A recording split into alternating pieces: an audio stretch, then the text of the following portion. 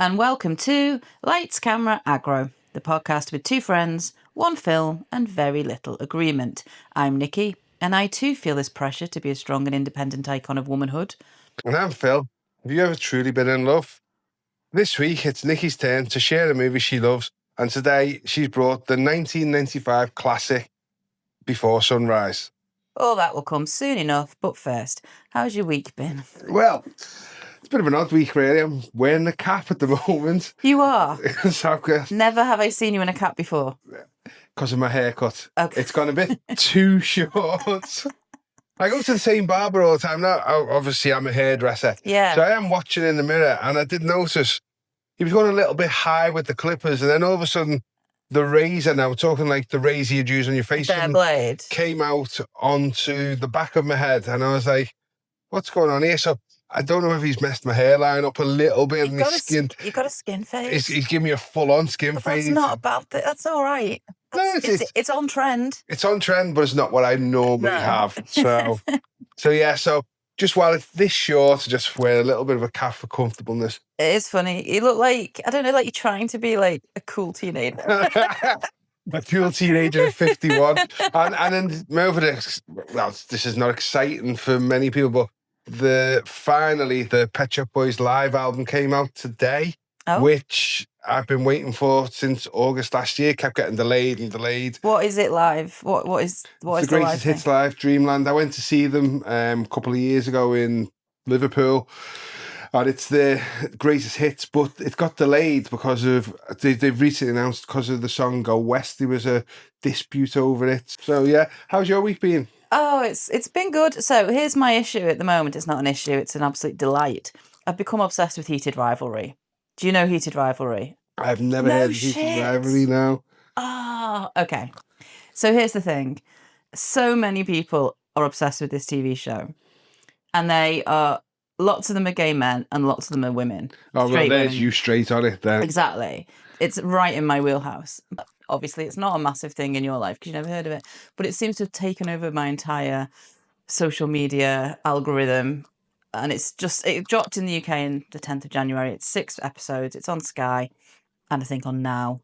And it was in America in the Thanksgiving weekend. It was all just in the last few months. It is a queer love story set in the ice hockey world of North America. So it's Canada and... Oh, I have heard about this. I have heard about it, yeah. Right. So I've become obsessed with it because I am a perimenopausal 47-year-old woman who is obsessed with anything that makes me feel. It really makes me feel. It is beautiful. It's beautifully shot. Everyone says it's just about sex. It is not about sex. It is, but it's not. It's a beautiful, tender, romantic love story between these very sweet, but also slightly damaged, but not completely damaged, but still a little bit people with baggage, guys who are dealing with all sorts, who get together in secret, closeted because they're professional sports people in a very blokey, toxic thing. And as we saw recently, I don't know if you saw the US men's hockey team. Yes. It's quite toxic. So one thing I will say, the worst thing I've seen about the hockey stuff, obviously seen the video where, Mr. Slump was going, we'll bring the women as well or something. Ho, ho, ho. But then posted an AI video of himself being a hockey player. Oh, it was so gross. Oh, it was just awful. He should not be allowed to make AI videos. Nobody should, because they're just rubbish. But he should absolutely not be allowed to be anywhere near anything that makes content. He shouldn't be allowed to be anything. He just fills the channels with AI slop. It's horrible. Anyway, the point is, I have become obsessed with this TV show. It's beautiful. I love the writing. I love the direction of it. I love the books. I've read all the books, all of this, all in the last couple of months, 3 months. But what that has meant is that I've got my arse into gear and booked a holiday this year, which was already going to be happening probably anyway. But I've booked a holiday to Canada, which is where a lot of it is set. So in September, I'm going to be in Canada. And it isn't because... it's not because of ice hockey. Are you going to watch ice hockey while you're over there? Not at this point, because I don't know when the fixtures are. But I'm in Montreal for 5 days at the end of September. And apparently the NHL will announce their fixtures in June or July, and the season's going to start at the end of September. It may correspond. If it does, I might look into it. But the point is, it's not about that. It's more just about the fact this show is lovely and is set, a lot of it in Montreal and in Canada in general. Some of it's in the US. And it's just made me want to go to Canada. And isn't that mad? A TV show mad. that makes you want to book it. And that's not a cheap, quick holiday. That's not like an EasyJet weekend to Paris.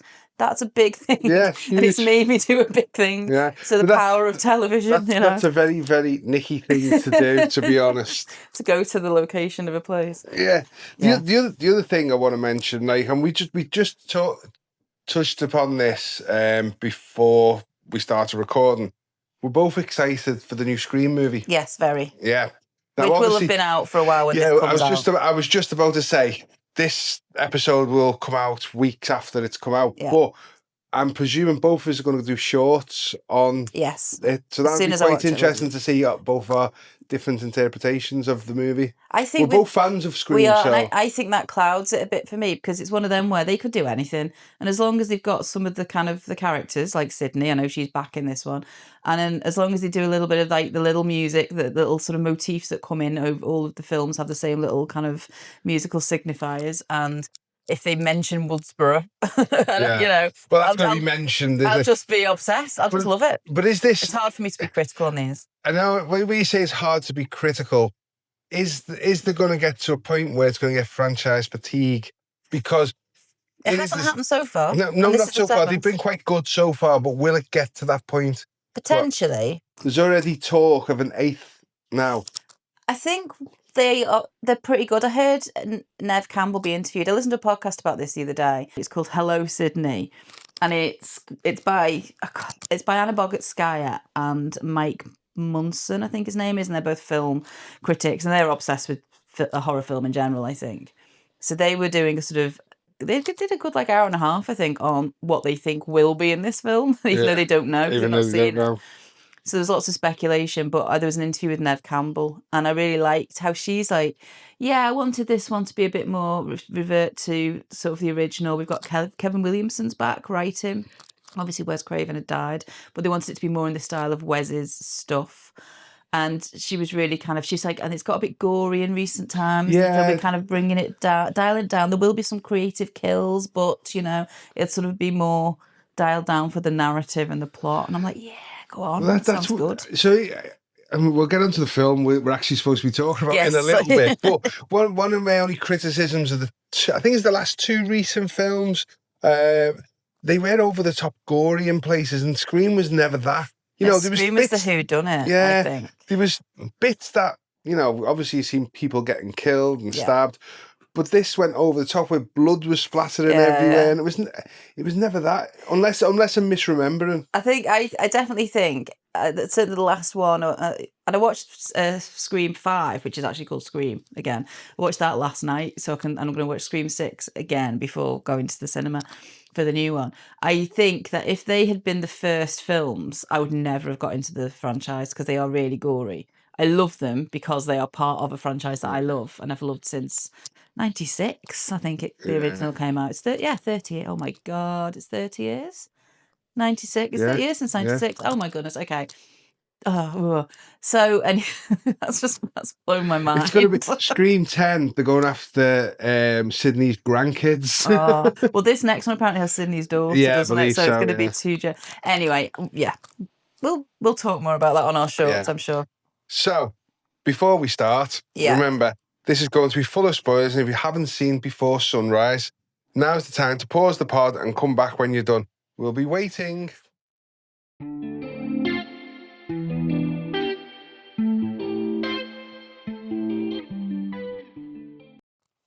So, why did you choose Before Sunrise? Oh, Before Sunrise, my very heart. Okay. If any time between 1997 and I think 2023, you'd have asked me, what is your all-time favourite film ever? I would have said Before Sunrise. No question. I first saw it in 97. And in 2023, another film came out that I decided pipped it to the post.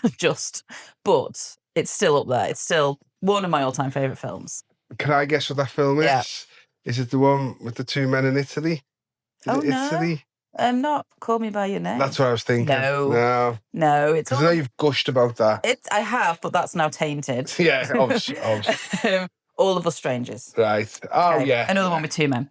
Yeah. But this was always up there. And I have very, very clear memories of watching it. I was 19. I was in my student house. It was a Friday night. All my flatmates had gone out because they had social life. They had money and they were able to just go and party. I had no money and I had a boyfriend at home, which was shit at uni. So it was Friday night. I was sitting in, and it was February. And Channel 4 were doing like a series of love films because of the run up to Valentine's Day. And there'd been a few others in the week. And I just thought, oh, sod it, I'll just watch whatever film they put on tonight. It's before sunrise, I've never heard of it. Fine, I'll just watch it because there's nothing else to do. And the second is a bit harsh. The minute it started, from the opening scenes with the music and the rail tracks and the train, it was like I just felt there was tunnel vision. I was just sucked in. I lost awareness of my surroundings. I just was utterly absorbed by this film. It felt incredibly relatable, incredibly realistic. I felt like I was going on this journey, on this train, on this walk around the city. And I just fell in love with the film. And I think it's fair to say I was the exact right age you need to be when you watch it. I was 19. It's about young people. It's about them meeting, connecting, and having the whole of their life and all of their dreams and all their aspirations still in place. And I was at that point then. And it's interesting watching it now as an older person because that's different. But oh my God, it just woke something up in me that was like, this is your life. You have these possibilities. You could get on a train and chat to a stranger. You could travel around. You could have all these dreams and desires and hopes. You could share them with another person and it would all be absolutely normal because real life hasn't really kicked in yet. And it just felt like just the most momentous thing when I watched this film. And I realise that sounds ridiculous. No, I know this is your Star Wars as Star Wars is to me. Okay. So that's how They're very much, different films. yeah, obviously yin and yang, you know. But I know this, like, you know, knowing you over the years, this is what your equivalent to my Star Wars is. You know, you've always cherished this movie, praised it, spoke about it, forced me to watch it. I know. So I've actually seen it 3 times now. Okay. So I know. I do remember telling you years ago. yeah, I had to watch it, so I watched it. Then I watched it for the podcast, and then I watched it again last night to refresh. Cool. So yeah, I've seen it 3 times now, and you know the first time I watched it, it didn't say much to me. I will say that, but I've rewatched it since, obviously for the podcast, so we'll touch upon that later on. Can I also just ask? I do think my whole thesis is it pays to be younger to watch this. Can I ask how old you were ish when you watched it for the first time?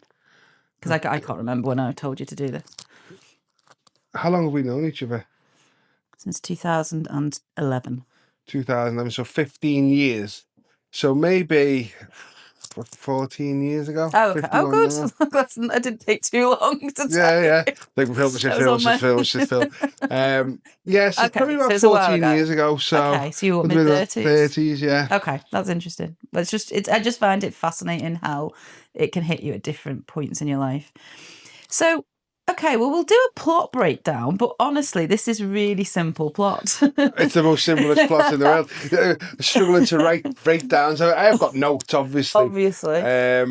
But yeah, it's 2 people meet on a train, get on well, and have a and have dialogue. a conversation for the rest of the film while they walk around a city. That is literally it. And that does play into a lot of stuff that I love about storytelling. I love it when it, a simple sort of pared down plot. I love 2 people talking. I love plays. So this feels like this could be a play. 2 people in one scene or one set, different backdrops dropping down at the back of the stage, but ultimately it's just a conversation.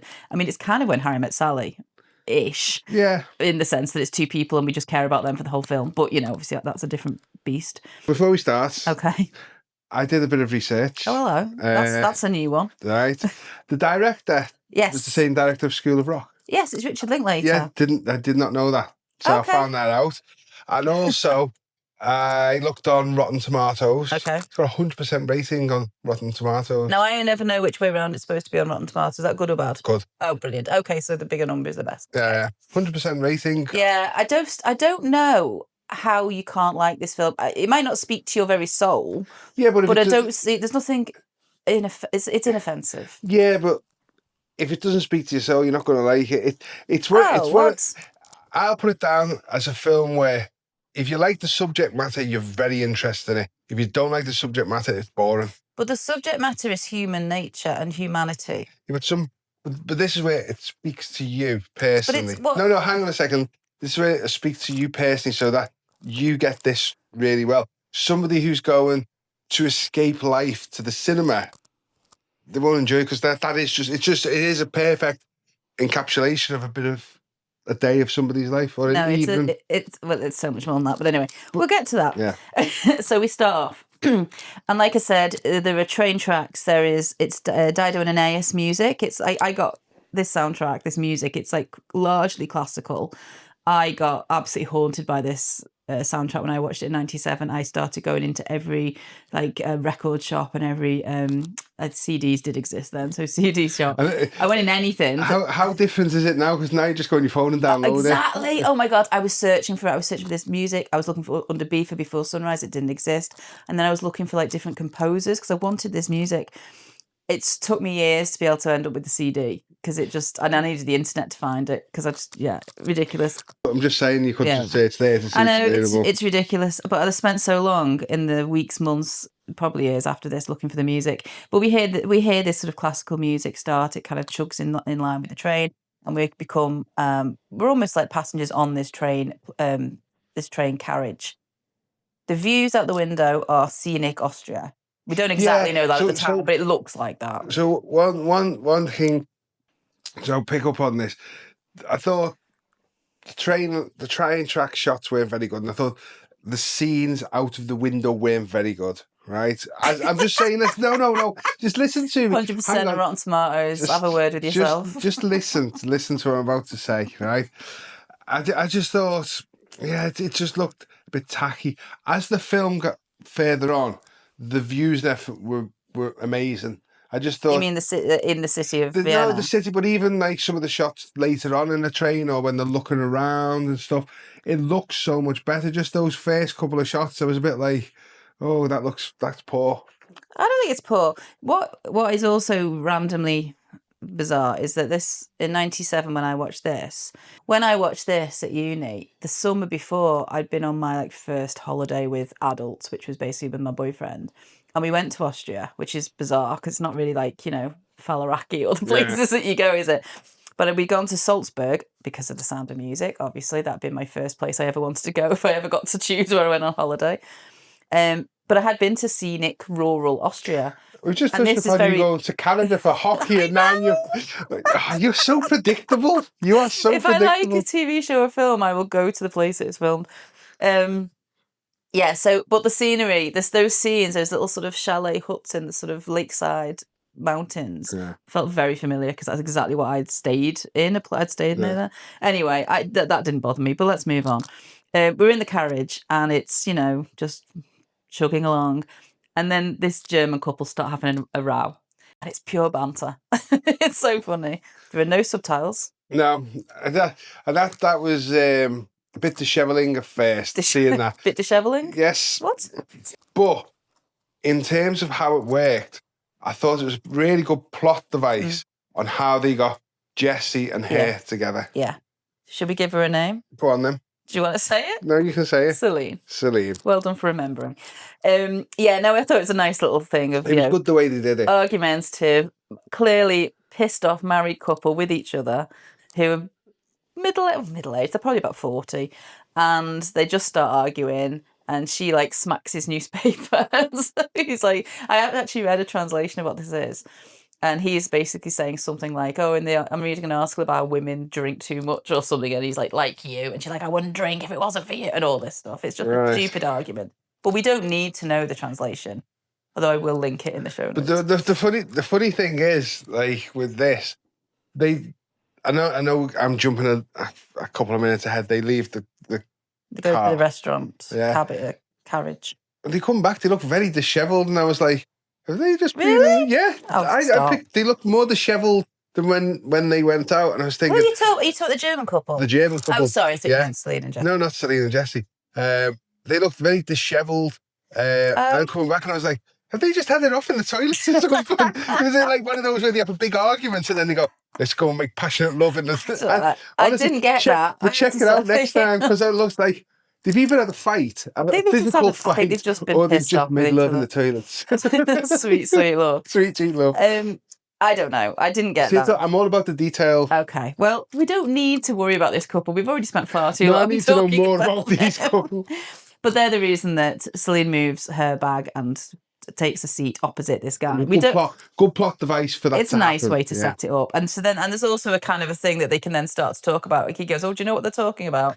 And she sort of says, "No, I don't speak German, or my German's not very good." Because I know I'd seen it before, but it was a long time ago since I'd last seen it.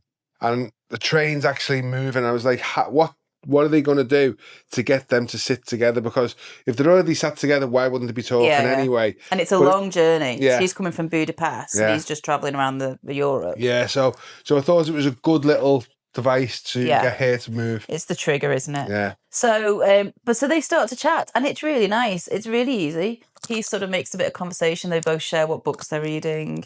They talk about, she quotes an article about, she's read that as people get older, men can't hear high sounds and women can't hear lower sounds. So couples kind of balance each other out. Yeah, and it's just this natural flow. They decide to move to the restaurant car because the couple come back, the arguing couple, so they just get out the way. After they made sweet so the couple have obviously fucked in a toilet. They go and sit down and they have something to eat because we then join them where their plates are empty. So time has passed and they've carried on this very easy conversation. But it covers all sorts. It covers aspirations that their parents had for them, or it covers, Jesse talks about seeing his dead grandma's ghost when he was 3. And it's all this beautiful kind of, it's the type of stuff you would probably share with a stranger on a train, not the stuff you tell people in your life, because it's all too weird and too vulnerable almost. But when you sort of, it's that kind of idea of, it's like a bubble of safety because you're just strangers, it doesn't matter. But it's all very easy. And quite quickly, the train pulls into Vienna. Jesse's already explained that he's been travelling around for the last few weeks with the Eurail pass, and his flight back to the US is tomorrow morning out of Vienna, so that's where he's heading. And Celine is on her way to Paris because she's studying at the Sorbonne. Is this about 20 minutes into the film, I think? Well, yeah, probably and is. The film's short length, it's only 141 minutes long. Yeah. But it goes it's very quick. It kicks by, it doesn't sort of drag. So the train pulls into Vienna, and this is where they need to say goodbye. And he gets his bags, and it's obviously parked up for a little bit because people are sort of chopping and changing. And he comes up to her and goes, "Right, I've had an idea." And the whole idea is, you need to come off the train now with me. We'll walk around the city. And he does say, "I've got no money for a hotel, so I was just going to walk around all night. Let's do that together." So the whole premise of this film is that this scene works because you have to believe that she would get off the train with this guy who an hour or two before was a total stranger. And I do believe she would. I do believe at this point, the way it's been set up, the ease of conversation, the natural connection that has sort of been evident, I do believe, yeah. And he does the kind of funny thing, like, let's fast forward to the future where you're married and you're not as happy as you were. And you start thinking back to those guys that you could have hooked up with. He's like, I'm one of those guys. And you'll work out that I'm just as boring as your husband, so you might as well stay with your husband. And it's kind of a jokey, funny thing. And so she kind of goes, right, yeah, okay. And I totally believe that would happen. Now, when I watched this last night, I was sitting there thinking, right, if Nicky was on a train with someone, they talked to her and they said for 2 hours, would you get off the train with me and have a conversation? I thought, Nicky just have a keys in her hands ready to punch you. I wouldn't have. That's the immediate thing that I thought watching this. This is because I'm jaded. honestly, this was the thing. And like you say, I'm not tarnishing the film, but real life, how would that happen and stuff? But it did. It just made me think, if Nicky was on a train, there'd be no way she'd go, yeah, okay, let's go. I refer you back to the fact that I watched this when I was 19 with the whole of my life ahead of me without being jaded, it's not about being like unsafe, because I think your safety mechanism is still there. But I think at a younger age, when I still felt like this is one of many possibilities I will have in my life as I get older, I think I would have got off the train definitely with Ethan Hawke, probably with Jesse. I think this is the best Ethan Hawke has looked as well, by the way. This man who I've measured every man who I've ever met against in my life, because he is epitome of my ideal man that has been cemented in my head since 19. Good hair in this film. Jesse. While we're on the subject of poor haircuts earlier on, he's got good hair in this film. He looks great, yeah. He does look good. But he is, he would definitely have convinced me to get off the train then, as would other people maybe, if I'd felt that connection. This did nearly happen to me once, okay? This is my little story. Is this going to be the longest podcast you've ever done? Oh, I hope so, 'cause it's the best film. Right, so this didn't happen to me. I did not get off a train with a stranger, but I once got a train when I was 17 from Birmingham to Reading, and I was meeting people in Reading, and it was the olden days, so it literally took like 3 hours to get. That journey now is probably about 45 minutes, I don't know, but it was 3 hours, and I didn't have a ticket, so I was sitting between carriages on my rucksack, and a few other people were as well. But there was another guy sitting on his rucksack in the same place opposite us. And we basically just started chatting. And he was 19, I think, or 20. And he was going to Reading because he was from Reading. And see, I remember this, isn't this mad? His mum. Not quite as attractive as... He wasn't. And I can't remember what he looks like, but I remember his name because he showed me his passport. He was going to say goodbye to his mum in Reading because he was off going travelling around Europe. So that was his plan. And I was going to meet people. And we just got chatting. I remember him saying, right, we've got 3 hours. Let's do politics, religion, art, music. Let's just cover all the big topics. I think he'd just seen this film beforehand. No, I don't think this film existed then. This is the point. But he was like, let's just cover all the big topics. I was like, yes, let's. And we just had this really lovely conversation that flowed dead easily. We talked about our thoughts about all these things. He went and got us a beer from the shop on the train. And then the 3 hours passed really quickly. And then we just said goodbye. And then that was it. And now, I literally can't remember what he looked like, but I do remember his name because it's the same name as a character in the play The Crucible, which I knew well at the time. So I remember it because he showed me his passport as well, because I thought he was joking because he'd made up a name from the play, which he hadn't. And it's like, I mean, that guy would now be like 50, 51, maybe alive, maybe dead. I don't know what he looked like. But it was a really good conversation. And so this shit happens. Okay. So we'll touch upon this at the end of the movie when the end happens. Okay. Because we've said so much crap about other stuff. Should we move on? We need to get on with the plot of the film. Okay. They get off the train in Vienna. And it's only then that they actually introduce themselves. They swap names once they've both made that commitment to spend and the names are Jesse and Celine. Just so you know. So now we get... Oh, no, it's actually James. Yeah, but everyone calls him Jesse. Yeah, well... You seem to remember the man and not the woman. I think you were a misogynist. No, I wasn't. So yeah, they're now in Vienna, and we get to explore Vienna with them. And there's an early scene where they're sort of a bit awkward, wondering what they're going to do. And they meet these two guys on the bridge who are actors, or drama actors. So I love these guys. They are so poor at acting. Oh, it's just so realistic. No, it's not. You're wanting this to be a Marvel film, and it's not. It's a very naturalistic. No, I'll say this now, right? The movie works, except for when other people are brought into it. I just thought that they were so poor at acting, the two actors that brought in. It was like they just bumped into two people on the street and said, can you read these lines? That's exactly why it works. No, because they're just like two guys you meet on a street. Because Jesse and Celine, they're really, really good actors. And, this film falls apart if they aren't good at what they're doing. And when other people are brought into their environment, they're not as good as them at acting. It just doesn't work. I think it works all the more because it feels very real.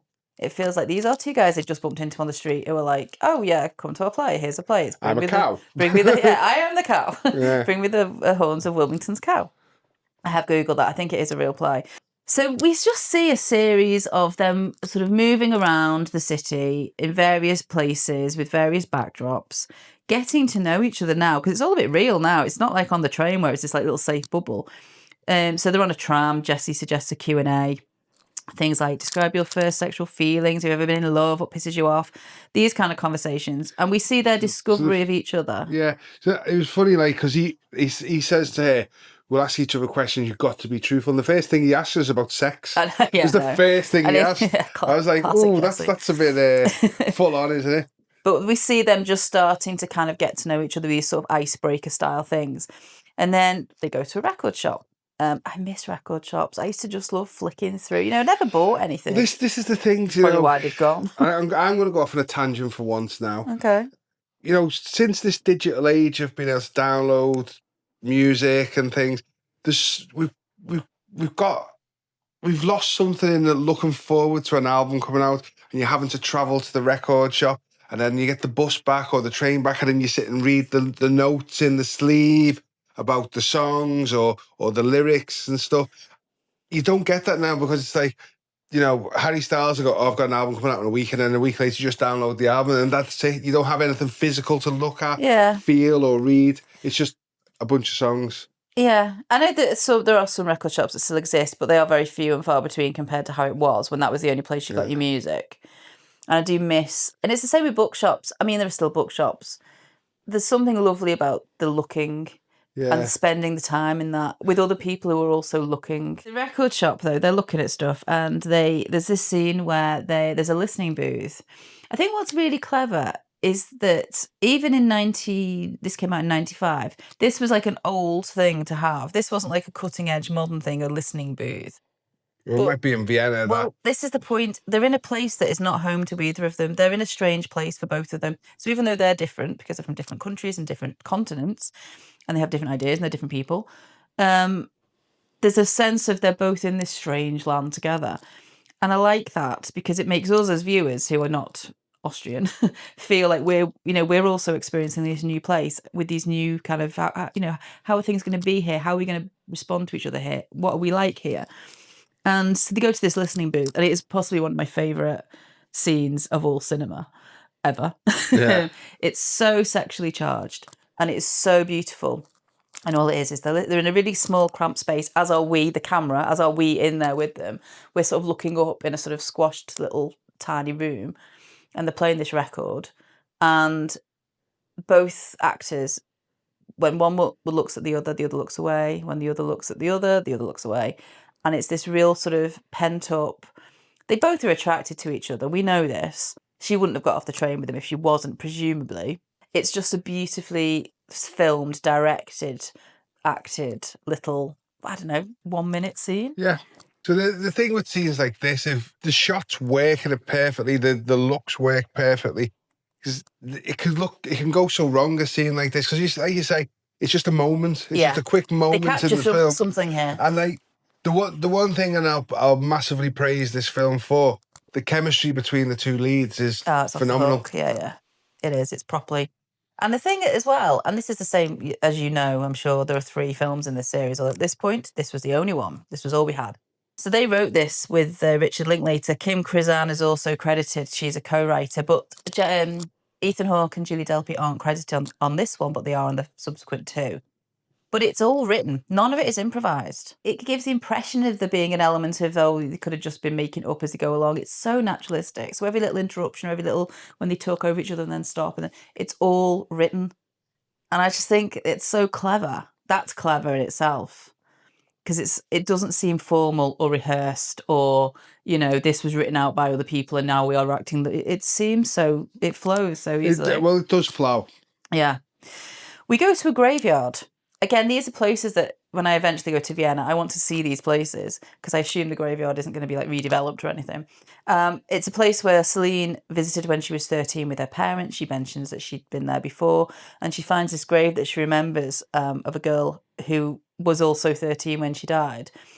And Celine has this little sort of second of going, oh yeah, so I suppose she's still 13 and I'm not. And that now has a whole gut punch for meaning because when I watch this film, it is like being plugged back into my 19-year-old feelings. It is like being plugged back into the person I was in 1997. And now I'm not. It is not 1997. I'm not 19. And it does feels like a really meta scene now as we watch this film. This film is 31 years old this year, which I don't think it seems it. There are definitely things they mention that are clearly not the way it is anymore. But the way they dress, the way they look, the dress could be exactly the same. Jesse, that outfit now, if a guy was wearing that, he's wearing a leather jacket, a t-shirt, jeans, and Converse. That is absolutely tick, tick, tick, tick, all of my favourite things. But that's been tick, tick, tick since the 60s. I know, but that's the point. Yeah. It could be any time. It doesn't even have to be since this film. Yeah. I mean, she's wearing a maxi dress over a t-shirt. It's so classic. The only thing for me that aged the film was the quality of the actual film itself. Oh, you need to go over that because that just. Well, I'm all about the technical. But you can't take that's you can't change that. That's I think in terms of the choices that were made at the time of being filmed, this has stood up. Oh no, I think everything. The subject points in the film are pretty spot on still to this point. The way they're dressed, pretty spot on. Obviously the city's not changed radically and stuff. So how do you know? Who the hell knows? Because they're not going to suddenly put skyscrapers where all these beautiful buildings. Well, let's hope not. We will find out when we meant to go. Over the 13-year-old girl's death, grave. Yeah. But this could have been shot yesterday and released today. I really think what the point is. Last year, it was the 30th anniversary, which blew my mind. And I went to see it on the big screen for the first time, because I'd only ever seen it on the streaming and on video. And I went to see it, and it was just, it really struck me. This has not aged a day. The look of it, the colours, the clothes particularly, the music even, because it's called classical music, and a few random things that are sort of timeless. Everything's timeless. Anyway, I just think it's such a great film. We go to the Parata, the big Ferris wheel, and it's dusk. There's a fairground underneath. They go into one of those little pods. It's a bit like the Millennium Wheel. Did we call it the Millennium Wheel? No, it's a bit like the London Eye. The London Eye. And they're in a pod on their own, it seems. And this is where, and it's like no massive fanfare, and it's still fairly early into the film, they kiss. And I like that they did this early doors. We're not building up to a kiss at the end. Is this the point? Now, is this where he goes, I need to tell you something, a secret? No, he does that later on. They've already kissed by then. Right. This was their first kiss in the Ferris wheel.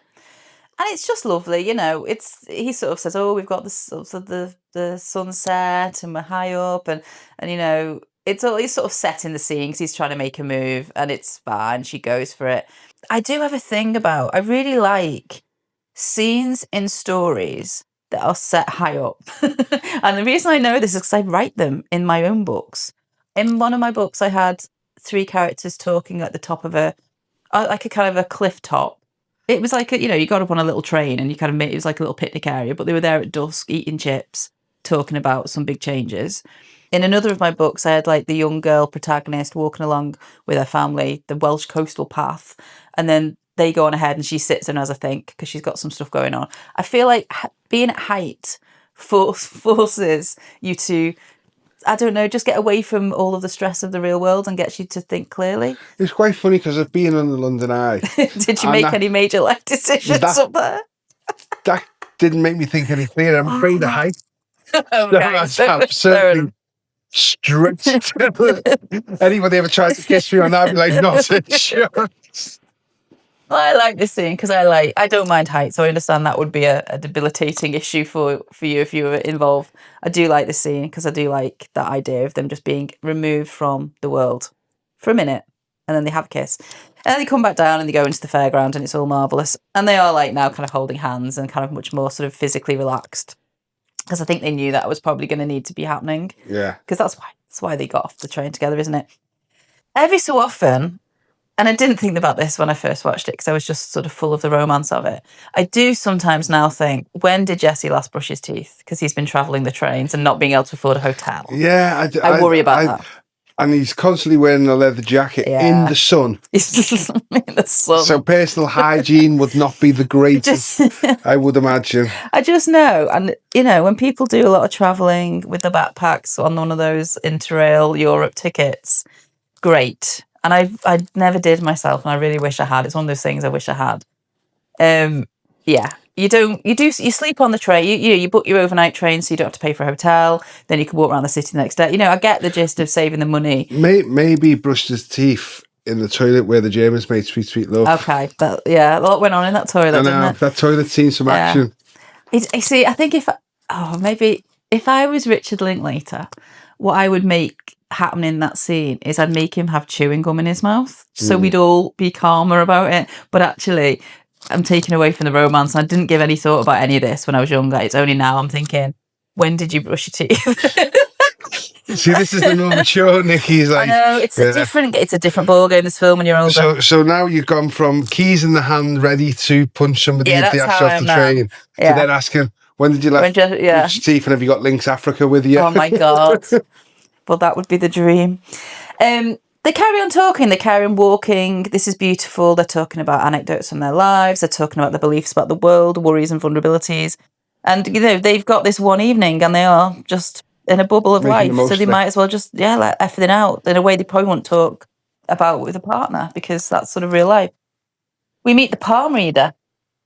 Yeah, that's again another scene when people get brought into it, it loses the magic. Oh, I think it adds to it, because this is where we see more of their personalities when they have to deal with somebody else. Yeah, because she bollocks him. Yeah, because he's a bloody cynic. Yeah. It's so funny. It's really funny though, because I have no interest. I'm just not someone who would go to a palm reader. I don't really believe in any of that. Fair play if you do.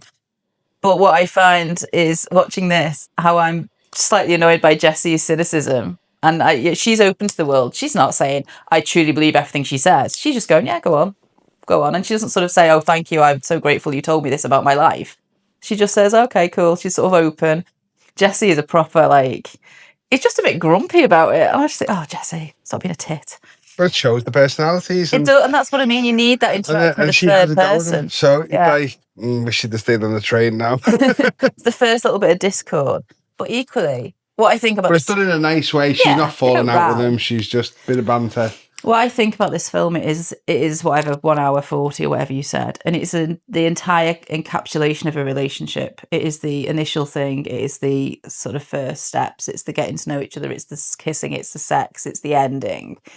So there has to be a little bit of a row here and there. It can't be, because it summarises everything in a relationship in one conversation. Well, no, in a true relationship, you don't always get along, do you? It's, just you've got to be your own person. You've got to stick with your core values of certain things, and if you just agree with the other person all the time, then you're not being true to yourself. So and then there's today's life lesson. Thank you, Phil. Thanks for that. Great.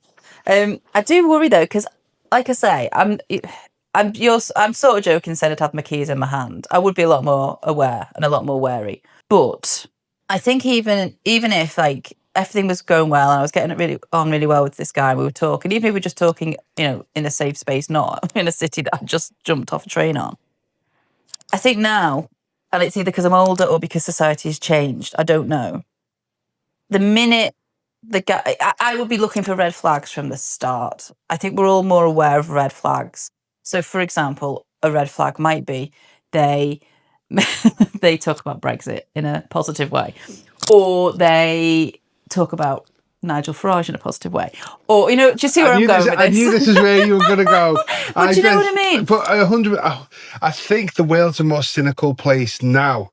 I think we're more divided. I think we're more aware of divisions now because of social media. I think we know every single thing that we hate about other people, and we look for it. Well, social media will come up at the end of this. We'll talk about social media at the end. Well, yeah.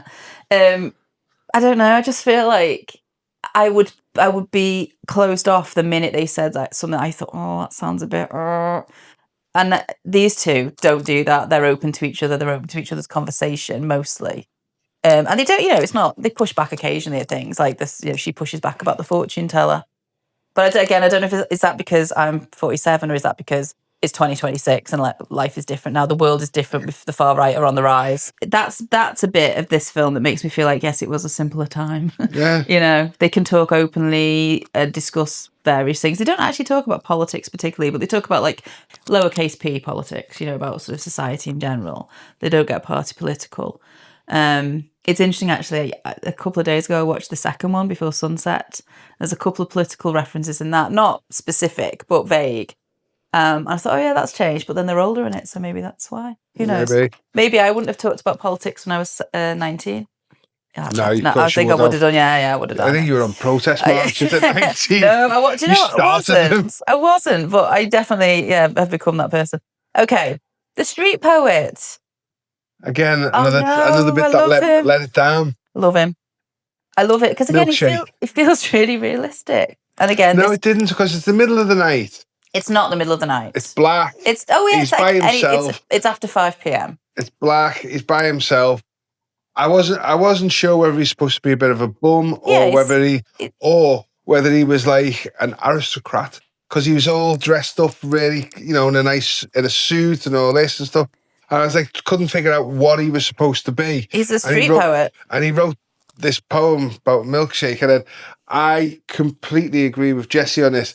Yeah, he probably has the same poem. He just inserts a word into every single one. Jesse's cynicism. I loved it. That bit where he's just like, yeah, he's probably used the same poem for everybody. I feel like Jesse wants to take it's like he feels he has to jump in. He has to be like the voice of reason. No, the voice of cynicism and skeptical views.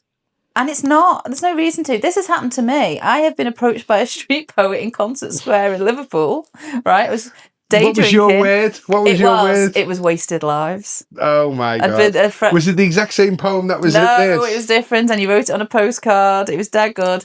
I was with my mate. We were having afternoon beers, and this guy, it was a really sunny afternoon, and this guy was going around, and I genuinely just thought he was asking for money. I thought that was what he was going to be doing. And he came and was like, and his name was Chester, Liverpool street poet. Of course it was. That's what his name was. And he wrote it on a postcard, and I had that postcard for years. And at the moment, I can't begin to think where that postcard is, but it might be in a box upstairs. I had it on my notice board for a long time. But it's just one of those things that's cool, you know? I remember it. I remember him. I remember that day. I wouldn't remember that day if it wasn't for Chester the street poet. He wrote me a poem, and I had Wasted Lives. Can I just say Concert Square's not Vienna? Bin the postcard. No, I'm killing your dream. Jesse's the voice of cynicism. So's Phil. Concert Square. To be fair, afternoon drinking in the sun. This would be the early 2000s. That was a nice. It was a nice afternoon. It was a nice time in the early 2000s. Early 2000s were nice in Concert Square. It is for anyone not au fait with Liverpool nightlife. What is it? It's quite. It's just like student area, isn't it? I don't know. I used to have works nights out there. Yeah, but it was like students. It's young people. Yeah, it's definitely the youths. Of a day, I would say, and then of an evening, it was there's like 80s bars there. There was. It's very loud and very busy. A lot of outdoor tables, big square, lots of bars surrounding it. Bars they're all like fun bars, aren't they? Well, they're quite. Some of them are quite clubby with very loud. I don't know how to describe loud music. Like even then, I wasn't that arsed about that. I didn't really do clubs, but yeah, I was more of a sit on a comfy sofa with a pint and talk. But yeah, which is why I like this film because everyone talks. Okay, we get to they go to a basement bar where it's the sort of there's like pinball and there's games and there's beer and there's a band. I love a basement bar in a European back city, just back street. I also love that they took turns playing pinball. Okay. Like that. Okay. Rather than just one of them just dominating the table. Oh, yeah. You're like, yeah. Well, isn't that how you would do it? No. Okay. I get my go, you get your go. Yeah, okay. Well, anyway. So they go there and then they start to talk in this bother playing pinball. They start to talk about their relationship status, which is interesting because they've spent quite a bit of time together at this point. And it's not covered. It's almost like this is where a bit of reality of real life is creeping in now. And when I first watched this was the only part of this story. Remember, I had never heard of this film. I did not know where it was going. This was the only part of the story where I thought, oh my God, this isn't going to end well. Because Celine is talking about how she wrote a story about her ex, about how she murdered him or something, and it was a fictional thing. But then, like, her therapist had to tell the police, and I'm like, oh my God, that would have been a way to go. Wouldn't she's going to murder Jessie. Yeah. No, but that would have been a way to go. She's just a killer, and she just genuinely thought, oh my God, is this like a creeping? Write a book like this, and then just have it off where she's a killer, but they just swear to God. Anyway, it makes me laugh now when I hear that. But she's basically talking about she's had some shitty relationships. 6 months she's been split up, hasn't she? Yeah. And this is where we find out that Jesse is very much recently single. He came to Europe to see his girlfriend who was studying here. And when he got there, she basically ended it. And he'd been saving up for ages to come. And this was like someone he loved. So he'd been riding the trains ever since, heartbroken. And then he got a cheap ticket out of Vienna the next day. And this was how it's been for the last few weeks. So I don't know. I just think at that point, he's quite raw. So I don't know. I felt really sorry for him because that's a shitty thing to happen. Yeah. He's been saving for the last year to see his girlfriend in Spain, and then he gets there and she bends it. But isn't that what happens in long distance relationship? But saying that, he's travelled there, so that in my view of when I've been cutting people's hair in the past, and they talk about long-term relationships, like at the end before you go to the person. So yeah, it would be very, very raw. That'd be shit, yeah. Anyway, it's sort of, they carry on chatting, but it's sort of interesting to see how they've progressed from sort of these kind of slightly theoretical, external things, like what they think about life and whatever. And it's now actually themselves and their real feelings. It feels like it's a turning point that real life has kicked in here. Yeah. They go and they eat some food. And this is where they role play phone conversations. Oh, that was funny. Yeah, that was quite good. It was a good. I enjoyed this. This was possibly my favourite part of the movie. Okay. They were talking to each other in like the third person about the other person. And I thought it was a really it's a well done lovely way scene. to make you have to say how you feel without it sort of you saying it. And you see, my instinct, you know, when you go, maybe it doesn't happen on hairdressing courses.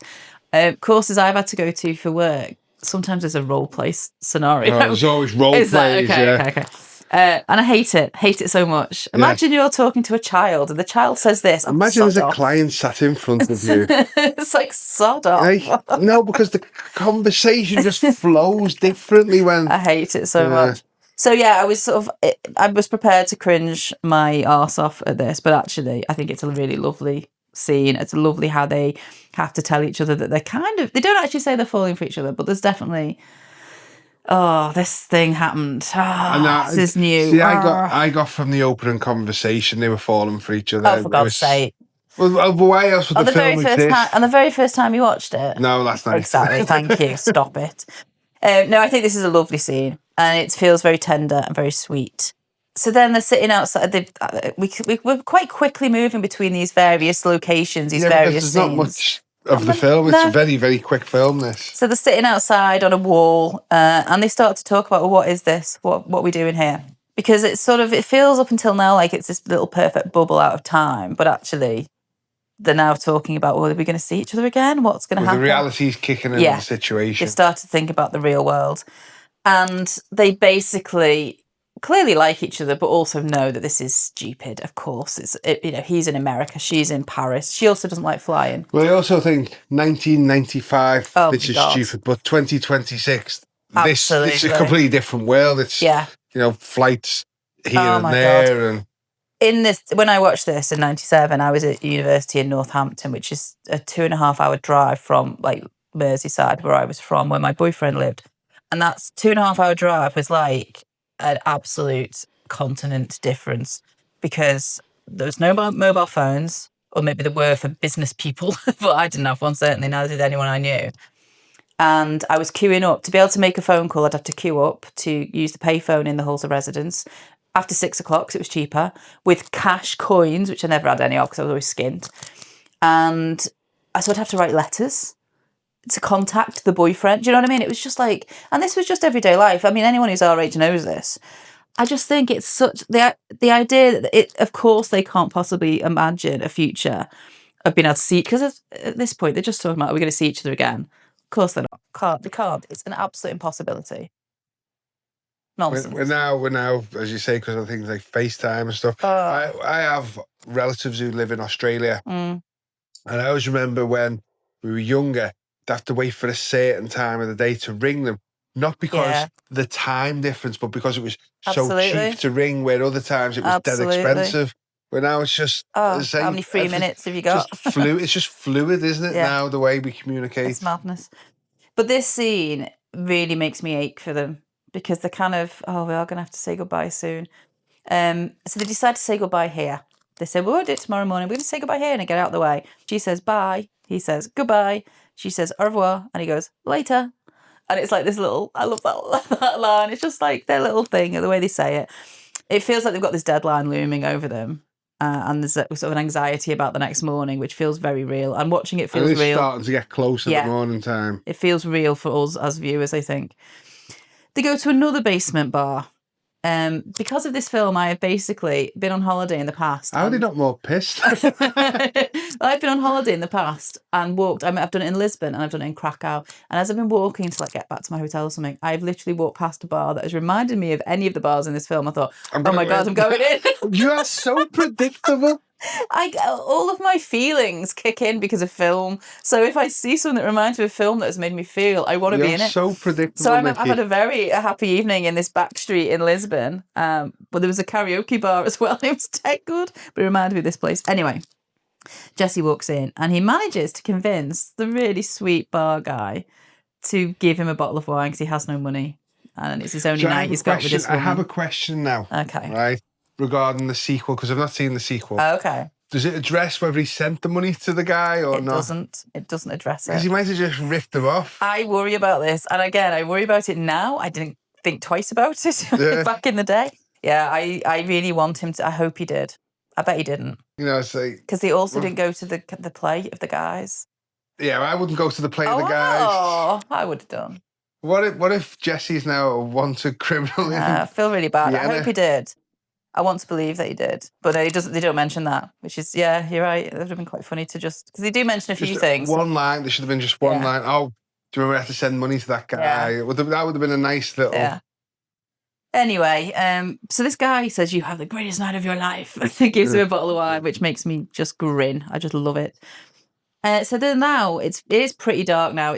We're guessing it's quite late on at night, maybe early hours of the morning even. I think it's early hours, very early hours. They're lying in a field, it's a park. They've walked around all day. And this is, again, where my adult brain kicks in. Because this is a sort of the sex scene, which is quite tame. Well, the thing is, they talk before this about not having sex. We shouldn't have sex. Yeah. And then it gets to this scene, and it cuts off. And then I was like, well, did they or didn't they? And look, they get heated. They get very heated. Basically, the scene ends with them rolling around, having a good old snog, where they've sort of decided that maybe they might want to. They do debate whether or not they should. But again, my adult brain is like, there's not a baby wipe between them. This is gross. When did he last shower? She's been on a train for hours and hours and hours and walked around the city. If I was her, I'd be wanting to have a quick freshen up. And I was like, the way they're rolling around, I'd be worried about dog shit in the field. Yeah. I mean, I know it's a film and we do have to allow... It's a very realistic film, and that's the problem, because we now think of the realism. But yeah, we do have to allow some sort of... let's just let them enjoy their lovely sexy time and not stress about cleanliness. But yeah, it's always in my head now, which makes me laugh. I think they do decide to have sex. The other issue I now have as a 47-year-old is this would really mess up my back. No thanks. Where's a nice mattress would be fine. So we're really heading towards the end of the film now. It's dawn. They have a little final wander around. They're back in real time. This is the day now that they are going in mere hours. Jesse takes Celine's picture, not with a smartphone. They don't exist. He does it with his fingers in a square, kind of frame. He's going to commit it to memory. And I do like, you want to talk about smartphones later, I do like the fact that without smartphones, in an era before they happened, there is a sort of purity and magic to this story. Yeah. Smartphones just mean, swap numbers, I'll snap you. Yeah. Is that what they say? Well, this is the thing, we're coming to the scene now where they do say goodbye. Yeah. It is. And it was sad. It was sad, this scene. I'll openly admit that. But today, it's like, I'll just add you on Facebook. Yeah. I'll snap you. I don't think the youths add people on Facebook. I think but they have ways of connecting. TikTok. Yeah, ways of connecting. I'll dance at you on TikTok. I'll send filtered pictures of myself on Snapchat or whatever. God, it's a nudes. I'm hysterical. Oh, they'll be taking nudes in the field. Oh my God. Oh no. It's just there's a magic to this. Because it's time. And this is the thing, as I embrace technology. I love technology, but there is something about the more simplistic time of 1995 where these types of things didn't go on. And this, we touched upon politics before, and because of social media, people will say things on social media that they wouldn't say in real life. And I think this 1995 shows that communication was much, much better then, because it was more face-to-face, than it is now with social media and stuff. If they'd have had social media and added social media, would the second and third film have happened? Because the way it would have. It would have fizzled out. Yeah, because they just carried on talking and talking and got bored of each other. Yeah, I know. I think so. It's really interesting. I just don't think this story, I just don't think it would work in a social media age. And yet, there are 3 films that take these people through their life. So I don't know. But they're at the station now, and this is the end. This is the end of the film. And it is poignant. You're right, it is sad, because there's a whole thing where they both clearly want this to not be the end, but they've agreed it is the end. Well, this is the thing, I took it because, like, obviously I know the sequels, but I would imagine if you watched this 1995, did not exist. That's it, they don't see each other ever again. Nope.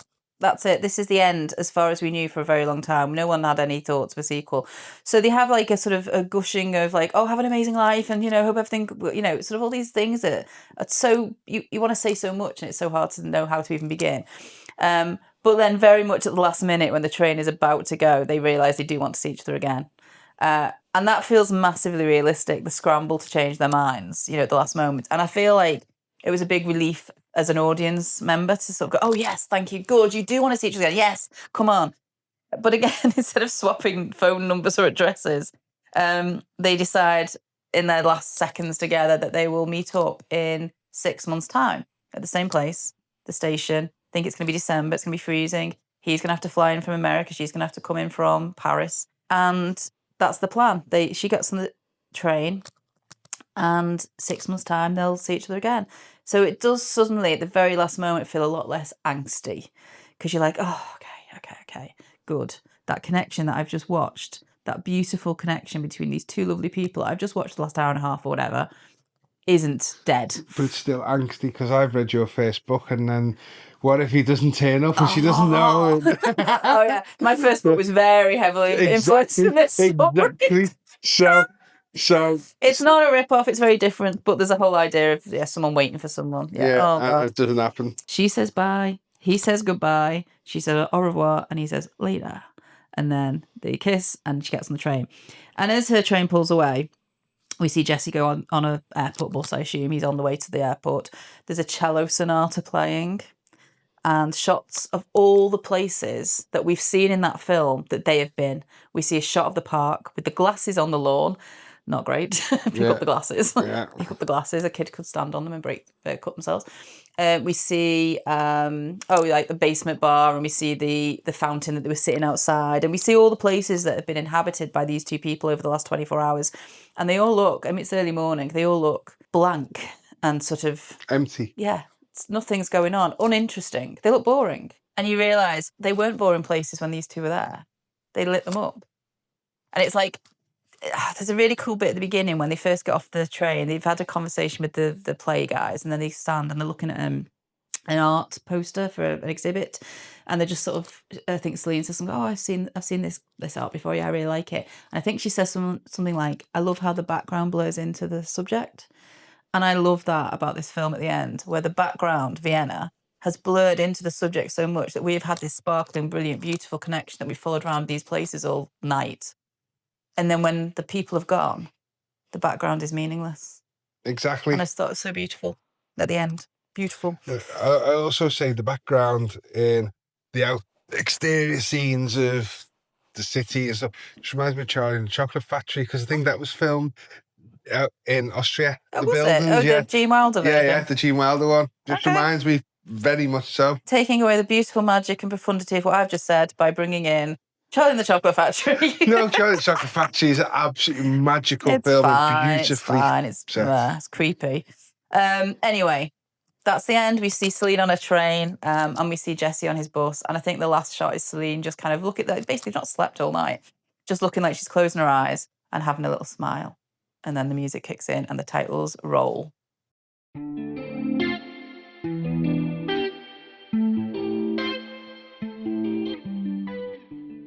Okay, that was me talking about the love of my life. So, no pressure. What did you think? So, be aware that you'll be trampling on my dreams. So, the first time I watched this 14 years ago, it was okay. I thought it was, it was watchable, and, I got bored in a few bits and things like that. Second time I watched it, I enjoyed it much more. Second time was the other day, last week, whenever? Yeah, just over a week ago. Okay. And there was, I think, possibly the reason of enjoying it more is there's less pressure on this, because this is my view of the film, where before it was like, I have to watch it because this is one of Nicky's favourite films ever. That's how it should be. I should have to like this and Yes, stuff like that because quite we're all right. friends. And there was a lot less pressure on it, so I enjoyed the film for what it was. My criticisms of the film was, you know, I brought this up during, obviously, the conversation. When they brought in extra people to their conversation, the actors, the poets, the palm reader, it fell down a little bit for me because I wanted just to see them two interact with each other. I didn't need a third wheel in there trying to move a scene along. And it fell down. Those scenes for me, thought, particularly the actors, you know, that didn't move the film anywhere. I thought they were really poor at acting, the actors. But overall, I enjoyed the film. Okay. Yeah. Enjoy. You see, now we need to dig into enjoyed because God. what do you enjoyed the film? Like it passed the time because otherwise you'd just be like have nothing going on in your life, or you actively thought this has moved me in some way. This has added to my view of the world. What I will add, if I was flicking through the channels and it was just starting, I'd sit and watch it again. Yeah, I'd watch it again at this point. Okay. Yeah, I wouldn't stay in because it was on. Because I own it now. I bought it for the podcast. Quite right. That will enhance your life no end. But if it was on, I would watch it. You know, I enjoyed it enough. Will it make me watch the sequels? Possibly now. Interesting. To continue the story. We've now, the pair of us in this season have now started 2 trilogies. You with Star Wars and us and me with this. So we're going to have to complete the trilogies of this. I remember. So, okay, well, here's the thing. I would happily do the second one, which is Before Sunset, which, again, I told you I watched a few days ago just because it was in my mind. I don't know if I would do the third one. I've watched it, obviously. Is it not good? It's very good. It's just... So here's the thing. And we're going to talk more about this in a minute. So my next question is, what do you think happens next at the end of this film? So hang on, let me explain. I watched this when I was 19, right? I think this, which was a couple of years after it had come out.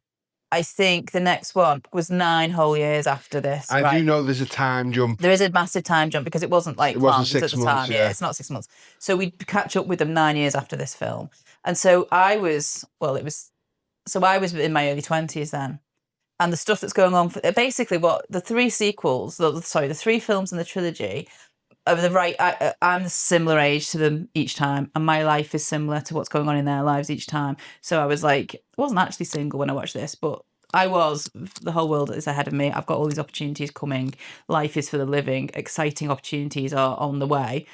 The next one, oh yeah, that's not what life's like. That's not what life's like. And they're at a point where they're kind of a bit disillusioned too with their individual situations. And I'm like, yeah, that's how I felt when I watched this. Then the third one is again different problems at a different age, and I related. You got kids in the third one. In the third one, yeah. And I related very realistically to each one because they've aged as I've aged. So the third one felt really bleak to me, because it was just like, oh God, yeah, I know what you mean, and that means I don't rewatch it very often. In fact, it's interesting you brought this up. Shout out to Rach, who does my nails. She's an absolute legend. We have a lot of things in common that we like, cultural stuff, and she loves these films. So I've been saying to her a few weeks ago, we were doing this and I was having to watch it again before sunrise, and she's like, oh my God, I'm going to watch it again. I love it. So she watched it. She messaged me about it. And so we were having a conversation about that. And then when she was then talking about, she'd watched the second one as well last time I went to see her. So I said, have you seen the third? And she goes, no, I've not seen that yet. And I'm like, right, okay.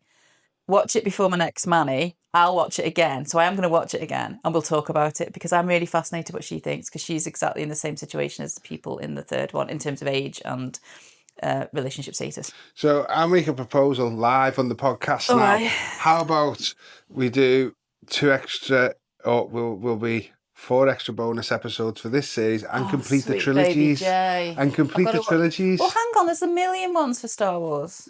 No, there's 2. The trilogy, the original trilogy, I'm talking about, The Empire Strikes Back, Return of the Jedi. Then I've got Before Moonrise, before Twilight, before whatever they're called. Before vernal equinox. I've got to watch them. Okay, I like the idea of this because I do like. I would be interested to see what you think of the second one. Okay, so let's after the podcast. We'll work out deets. Yeah, we'll work out details, but maybe like a few weeks after the series has ended, we release a couple more.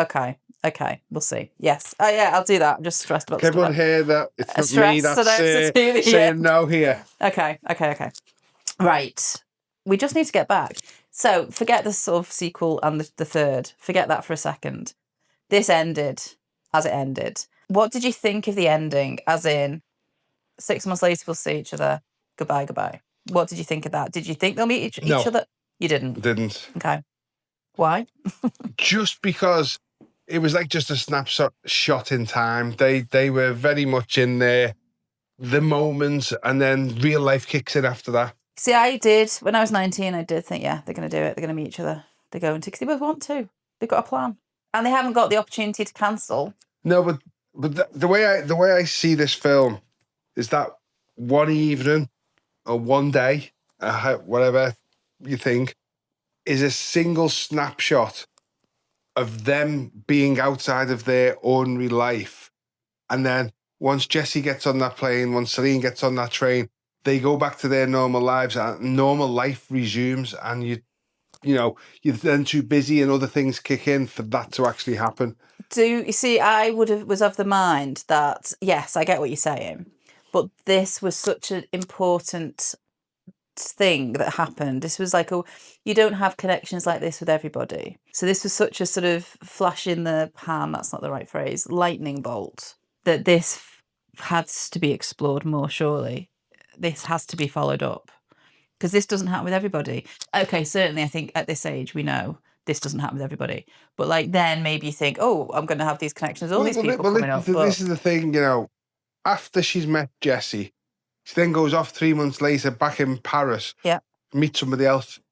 6 months is a long time to go. I'm going to stay single so I can go meet this one guy. I understand that. Who I met once and we just had a connection. But do you not think that when you meet other people, like in Paris, she's a student, she's going to have opportunities to meet guys.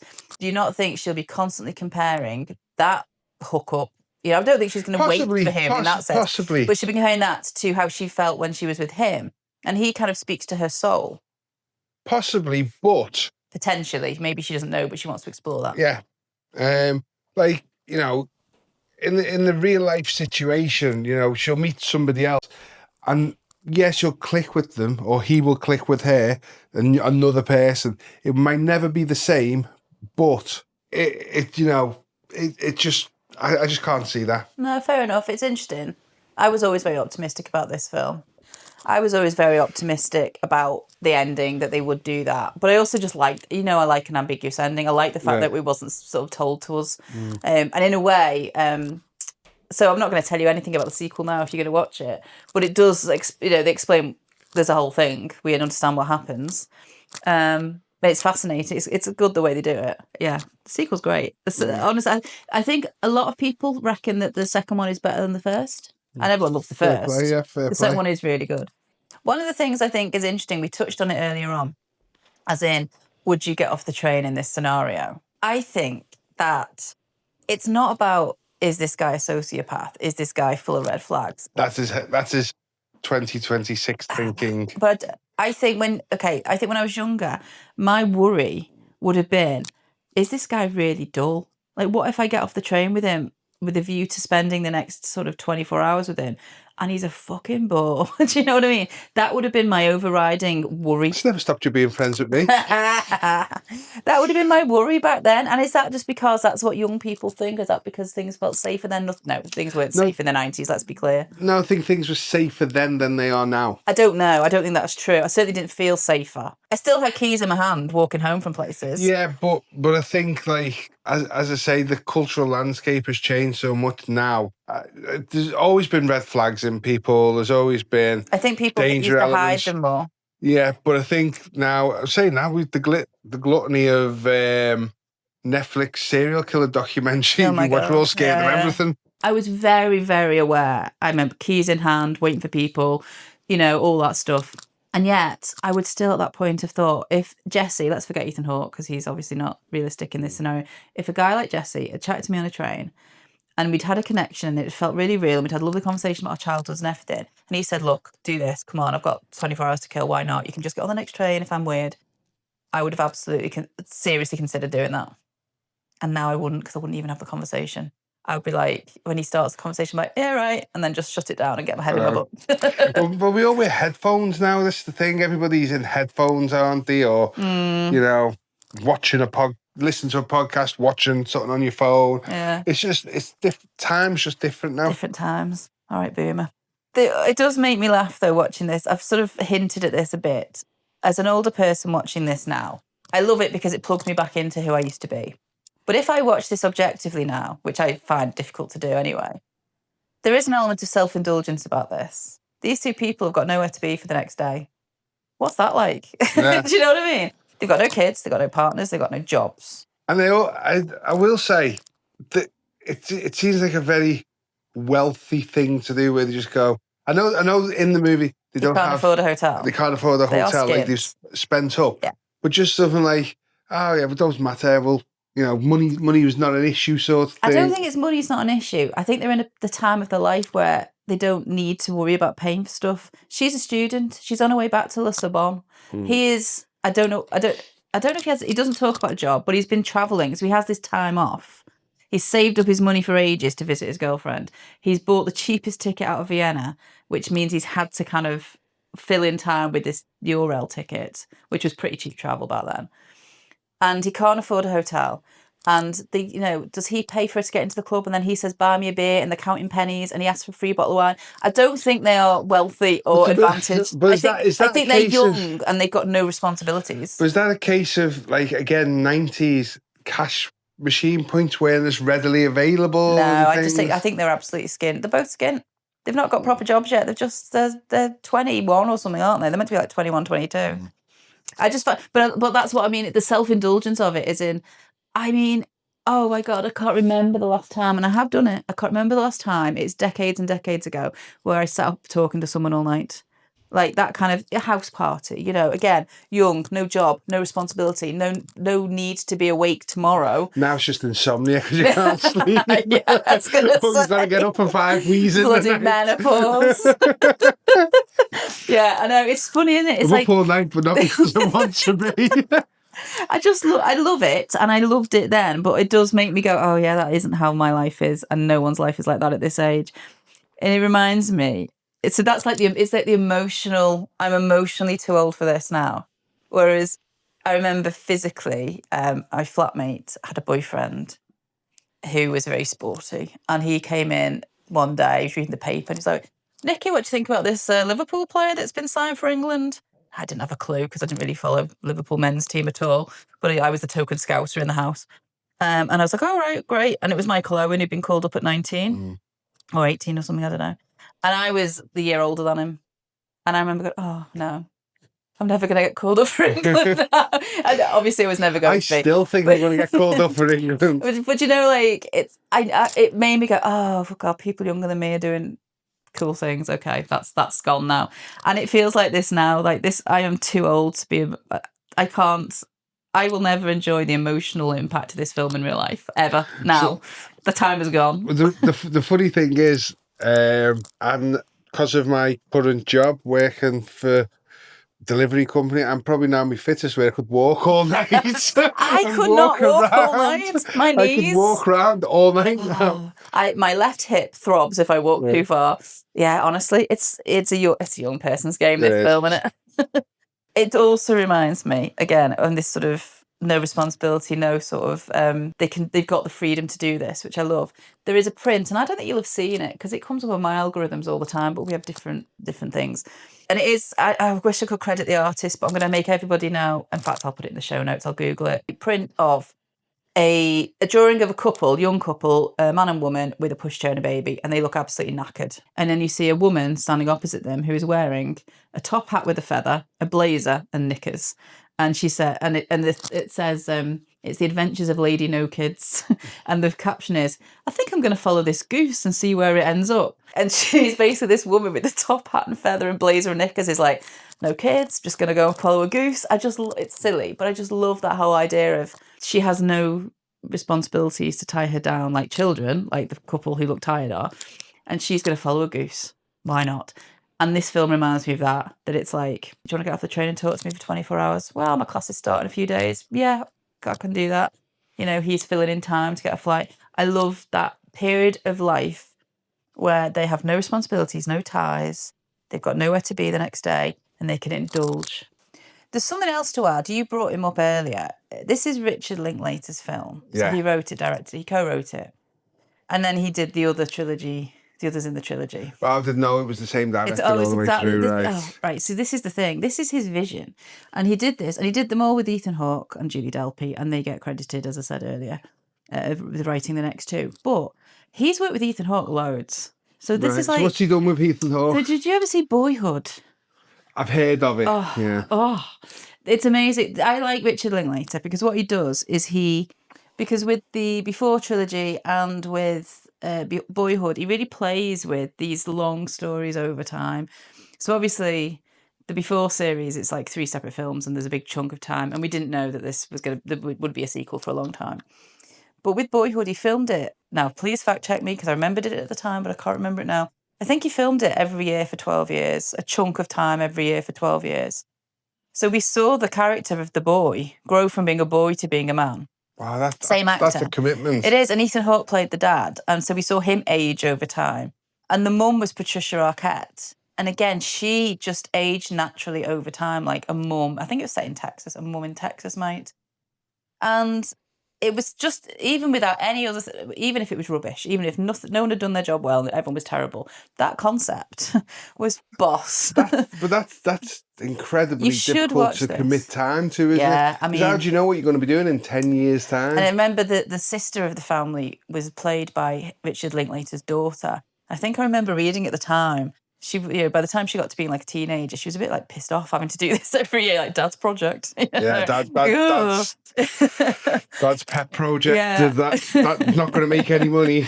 But the idea that they all committed, and it's brilliant. It's such a good film. And what annoyed me, and it shouldn't annoy me because, hey, who cares about Oscars? But it was nominated for Best Oscar. It didn't win. And I don't think there could be anything else it could be up against that doesn't win against that concept and that project of it. It was Birdman, the Michael Keaton thing that was all right. It was fine, and it was nice. And they had the conceit of it being all like one continuous take, even though it wasn't actually, but whatever. Yeah. They had that conceit, which was fine. But to me, Richard Linklater he should definitely have got Best Director at some point in his life because he's done so many cool things. He's doing Blue Moon at the moment. So that's what he's promoting with Ethan Hawke again at the moment. So is he like Ethan Hawke's go-to director? They do a lot together. Yeah. They do. And he did do School of Rock. But it always makes me laugh when I remember that because it feels like it's not the same. It's a great comedy. It feels like a completely different vibe to what we've just watched and other stuff you're talking about. Yeah. I would assume that would be like a studio head going, you have to do this. If you want to do your pet project, you've got to direct this for us. They often do things like that. Yeah, I don't know. I just know that when I see he is attached to a project, I'm like, okay, great. I'm in, regardless. I haven't seen many Ethan Hawke films. Not even like Gattaca, because I feel like that's more your thing. I seen that, I didn't like it. I think I switched it off halfway through. Wow. I think it was boring. I think I watched it because Ethan Hawke was in it after all of the Before stuff. I think, if I remember right, he might... I could be misremembering this, but I'm sure he's in a kids' film called The Explorers. I don't know. Very young in that. He was in Dead Poets. The Poet Society. Yeah, I've seen Dead Poets. It's been that long since I've seen that. I didn't know he was in that, but I've seen that very, very good film. Training Day is my first memory of seeing him. Yeah. That's an amazing film. It is, but again, I wanted Jesse to be in that film. Anytime I see him now, I'm like, oh, why is Jesse not in this film? So yeah, I struggle with it. I know he is, and he's very good. And I also, if you follow him on Instagram, as I do, I don't. He's incredibly reflective and philosophical about life, but about the craft of acting. He's fascinated. I remember seeing. Do you remember in the Actors Studio? It used to be on telly. It's not Yeah, anymore. yeah. His interview in That feels like a YouTube thing now, oh doesn't it? yeah, well, James Lipton. Yeah. Yeah, it was a whole. I used to love that. Anyway, his interview on that was just. I mean, he was only young. He wasn't particularly. Maybe he was in his 30s at the time. But it was profound. You know, he came up with these great truths about acting, and he seemed really likable, but he seemed really reflective about like the art of it all. Like he didn't seem to want. He wasn't chasing fame. Do you know what I mean? It was all about the work. You don't hear of like negative stories about. No. You know, I hate these like character actors who never leave character when they're during a film. I mean, I never get that. That's fine. You're an actor. You turn up, you do your scene, and that's it. Wow. But like, I love how you're. That's your advice to anyone. When I was in school on stage, no, but it's things like I've heard of people playing characters and sending other actors dead pigs' heads because that's the thing they think the character would do. Have you actually heard of that, or have you made that up for this story? That is a real one. That's a real thing. Okay. So yeah, I don't like that, and you know, he seems to come across as a good guy from what I've seen. The other night I watched him in Juliet Naked, which is just an adaptation of a Nick Hornby novel. And the novel, as always, the novel is better because it's a lot fuller. There's loads more story and stuff. But they've made a decent kind of rom-com, really, in the film. And Ethan Hawke plays this aging rock star who kind of crashed out in the 90s and no one's seen him since. And it focuses on this guy who is like head of the fan club, basically. And like it's a bit of an online obsessive about this guy from the past, this rock star. And his girlfriend is so pissed off with him and so annoyed that he's like obsessed with this Tucker Crow rock star. But then she ends up they end up having an online conversation, and they end up getting together for a brief moment. So it's really funny. She boots out the guy, and she has this sort of little kind of fling. In the book, it's more with Ethan Hawke. But the point is that this sort of slightly damaged, slightly jaded, slightly kind of I was famous back in the 90s, and now I just want a quiet life. The way he looks, the way he acts, it's kind of like Jesse. It's like the older Jesse. Right. I see Jesse growing up like that. The plot of that film reminds me of one with Hugh Grant and Drew Barrymore. Music and lyrics. Yeah. I love that. I think Hugh Grant just makes me laugh. Brilliant. Which is actually is a good little thing for our next podcast. Oh, stop. You're piling on all the next podcasts. We've got a plan. Yeah. We've got a plan. I think we should find out what some other people think instead of us banging on. So, have you done any research? I told all my research at the very beginning. What was it, 100% on Rotten Tomatoes? Yeah, Rotten Tomatoes, and the fact that the director also did School of Rock. Yeah, well, thank you for that insight that I didn't know. Okay, so I've not got loads to share, but it was just interesting. I found an article called Before Sunrise, The Charm of Simplicity and Emotional Depth. And it just seemed to sum up exactly how I felt when I was watching it for the first time. It felt like, I was watching my life unfold on screen. And in this article, and the link, all these links will be in the show notes, it said, it's as if we are experiencing it in real time, so intensely that we completely immerse ourselves in the character's skin. Feeling the butterflies in the stomach, the sparkle in the protagonist's eyes is like a direct and immediate experience. This film evoked in me a profound and overwhelming emotion. I do feel like that's what people get from this film. Maybe not you, but like people who love this film, it's not just, they enjoyed it. They feel like it spoke to them on some really deep level. I can see that. I can see like, what different types of people, different characters will get different things out of a film like this. Some people, like yourself, right? I'm not saying this is just what you got out of it, but the scenery, the beauty of where they are and things like that. And others will be the in-depth characters, the way they look at each other and stuff. So everybody's going to get their own little thing out of it. And I get that totally. I think it's everything, all of that together. I just don't think you can divorce them from the setting. I think it speaks to some people on such a human level, on such a existential level, that it's beyond, it's bigger than a film. That's what I think. And that's what I'm going to say. That's what I'm going to leave it at. No Star Wars. The Chicago film scene wrote a really interesting, it's called The Conversational Intimacy of Before Sunrise. But they do mention, it's worth reading the whole thing. But the bit that made me smile was, they're talking all night basically. They're walking and talking all night, but nobody ever yawns. I think Nobody yawns or urinates. we don't see anyone go to the toilet, which is fine. I don't need Yeah. to see that level of reality. And we see them going into pubs and stuff, so we know that they will have had access.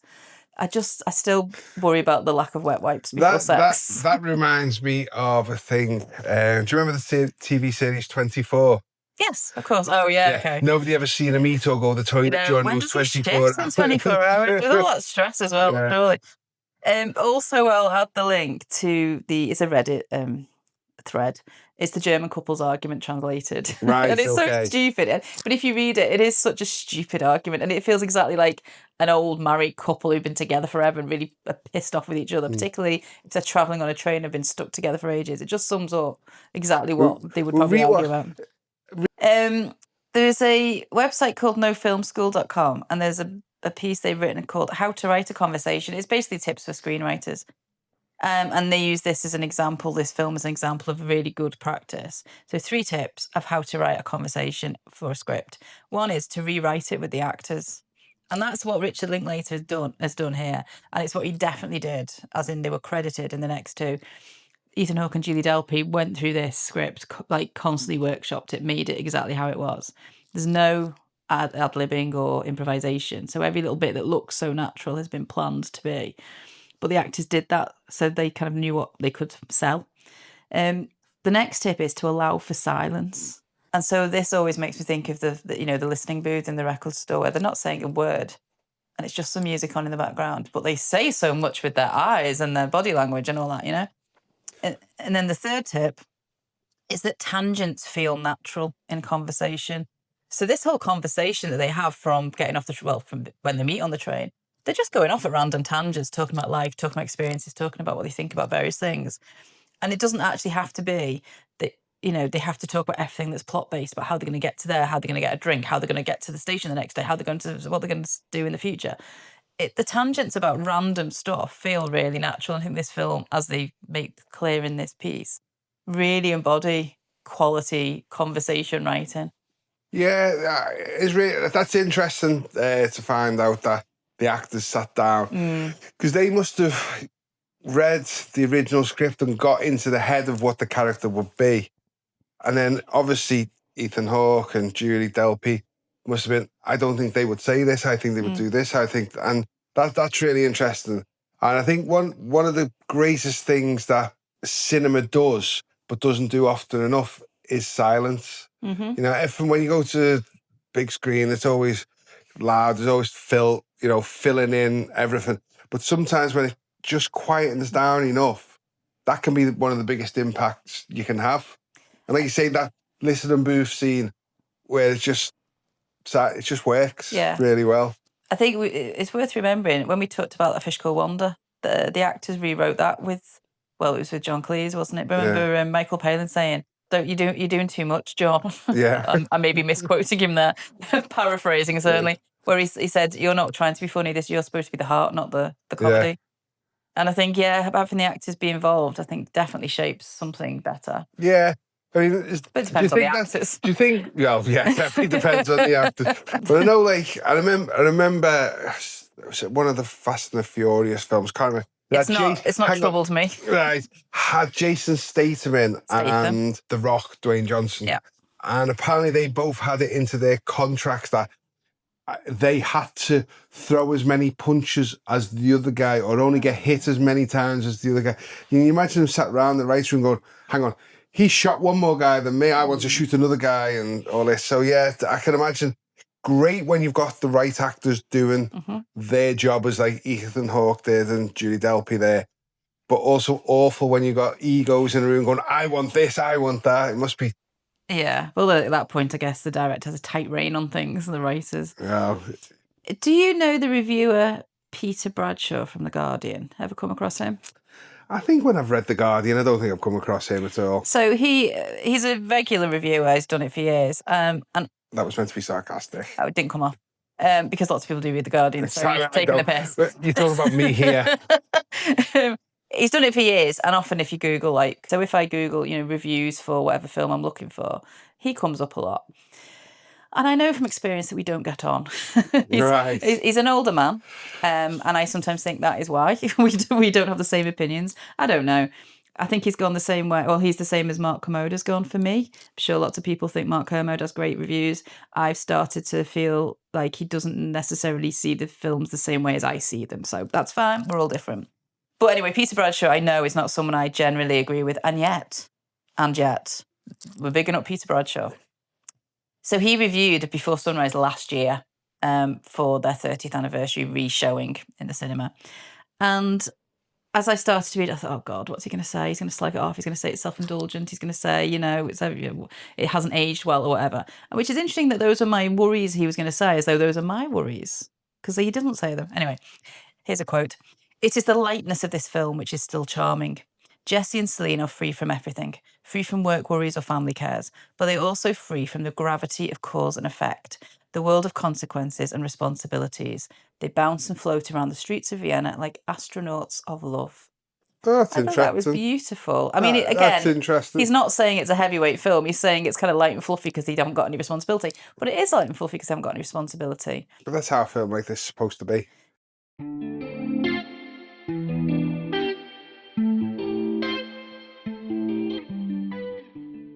Next week, it's your turn to choose the film. Have you decided what it's going to be? I have indeed. And it is one of my favourite rom-coms. Okay. In fact, it may be my favourite rom-com. Interesting, because you are not, I would say, a rom-com guy often. That's not the impression you give off. Well, I do like rom-coms. They've got to have a bit of heart to them. You've got to have a bit of a rom and a bit of a com. They've got to have a little bit of comedy and a bit of romance.